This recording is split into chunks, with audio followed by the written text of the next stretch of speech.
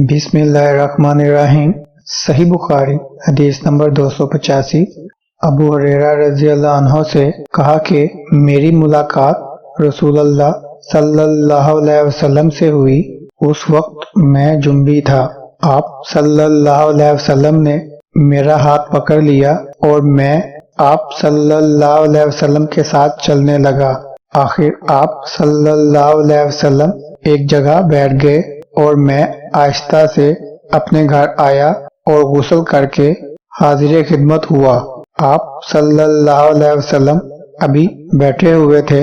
آپ صلی اللہ علیہ وسلم نے دریافت فرمایا، اے ابو ہریرہ، کہاں چلے گئے تھے؟ میں نے واقعہ بیان کیا تو آپ صلی اللہ علیہ وسلم نے فرمایا، سبحان اللہ، مومن تو نجس نہیں ہوتا۔